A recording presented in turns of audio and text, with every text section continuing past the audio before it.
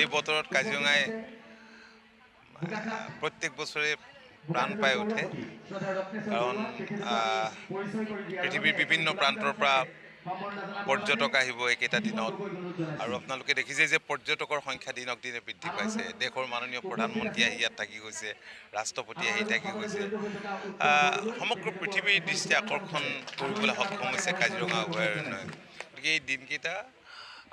বিশেষকৈ আমাৰ স্থানীয় ৰাইজৰ কাৰণে খুব আনন্দৰ দিন আৰু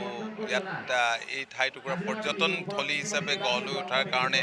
স্থানীয় যিসকল যুৱক যুৱতী পুৰুষ মহিলা আছে তেওঁলোকে প্ৰত্যক্ষ আৰু পৰোক্ষভাৱে উপকৃত হৈছে আজিৰ দিনটোত আমাৰ সকলোৰে এটা আনন্দমুখৰ পৰিৱেশ হৈছে আৰু আজিৰ পৰা কাজিৰঙা ৰিঅ'পেন কৰা হ'ব আৰু যোৱাবাৰ কাজিৰঙাত আমাৰ ৰেকৰ্ড সংখ্যক আমাৰ ফৰেইনৰ পৰা আমাৰ দেশৰ পৰা বহুত ইয়াতে টুৰিষ্ট আহিছিলে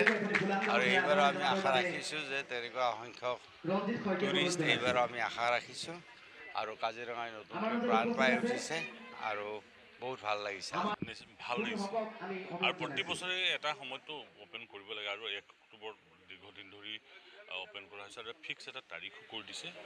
আমাৰ বনমন্ত্ৰী ডাঙৰীয়া আমাৰ মাজত উপস্থিত আছে কৃষি মন্ত্ৰী ডাঙৰীয়া আছে আমাৰ দলৰ দেওপতি বৰা ডাঙৰীয়া আছে সকলোৱে মিলি আৰু বহু সংখ্যক জীপ চাফাৰীৰ লগত জড়িত ব্যক্তিসকল আছে মই আশা কৰিম যে পূৰ্বতকৈ এবাৰ বেছি কাজিৰঙাত পৰ্যটক আহক আৰু ভ্ৰমণ কৰি চাওক পূৰ্বতকৈ যথেষ্টখিনি সা সুবিধা ইয়াত বাঢ়িছে হোমষ্টে হৈছে হোটেলো হৈছে মই ভাবোঁ তেওঁলোকে এইবিলাকো আকৰ্ষণ কৰিব আৰু ইয়াৰ কাজিৰঙালৈ পৰ্যটক অহা মানে ইয়াৰ গ্ৰাম্য অৰ্থনীতি যিটো আছে স্থানীয় অৰ্থনীতিত যথেষ্টখিনি প্ৰভাৱিত কৰে মই ভাবোঁ ভাল হ'ব আৰু কাজিৰঙা এটা নিশ্চিতভাৱে ভাল লগা ঠাই ভাল